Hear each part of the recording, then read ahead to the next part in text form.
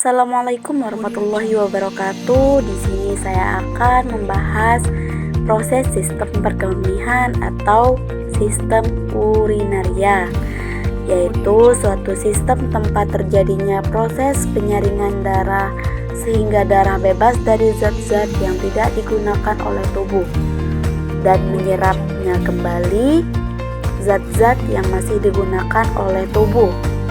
Zat-zat yang digunakan oleh tubuh larutan dalam air yang dikeluarkan dalam bentuk urin atau air kemih.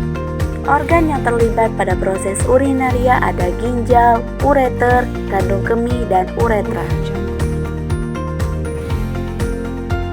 Proses pembentukan urin terdiri dari 3 jenis, yaitu yang pertama filtrasi, kedua reabsorpsi, dan terakhir augmentasi atau sekresi. Tahap awal yaitu filtrasi merupakan proses penyaringan darah yang mengandung zat sisa metabolisme yang dapat menjadi racun dalam tubuh.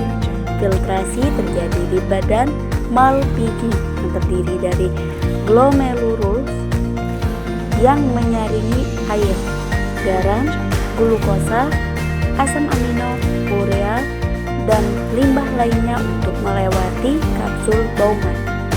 Hasil filtrasi ini berbentuk urin primer. Selanjutnya dilanjutkan dengan proses reabsorpsi, yakni penyaringan ulang. Penyerapan cairan tersebut dilakukan di tubulus proksimal nefron, tubulus distal, dan tubulus pengumpul. Air, glukosa, asam amino, natrium, dan nutrisi lainnya diserap kembali ke aliran darah di kapiler yang mengelilingi tubulus. Setelah itu, air bergerak melalui proses osmosis, yaitu pergerakan air dari area yang terkonsentrasi tinggi ke konsentrasi lebih rendah. Hasil dari proses ini yakni urin sekunder. Lanjut ke tahap yang terakhir, yaitu augmentasi atau sekresi, merupakan proses pembuangan. Beberapa zat mengalir langsung dari darah di sekitar tubulus distal dan tubulus pengumpul ke tubulus tersebut.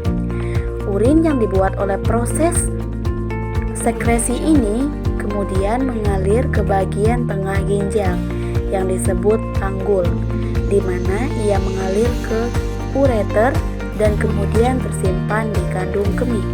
Selanjutnya, urin mengalir ke uretra dan akan keluar saat proses buang air kecil.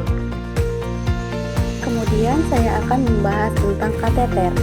Kateter merupakan sebuah alat berupa tabung kecil yang fleksibel dan biasa digunakan pasien untuk membantu mengosongkan kandung kemih.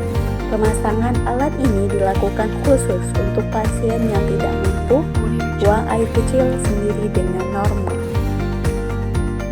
Kateter mempunyai jenis-jenisnya. Yang pertama, intermittent kateter, digunakan untuk waktu sementara.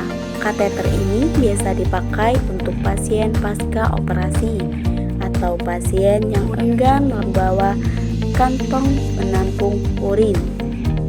Yang kedua yaitu indwelling kateter, dapat dipasang di dalam kandung kemih dalam jangka panjang atau pendek.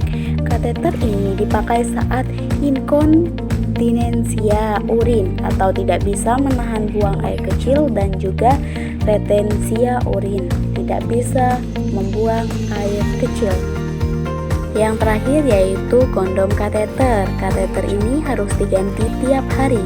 Kateter ini biasa digunakan pada pria yang tidak memiliki gangguan di saluran kemih, namun memiliki gangguan mental seperti demensia atau yang biasa dikenal dengan pikun.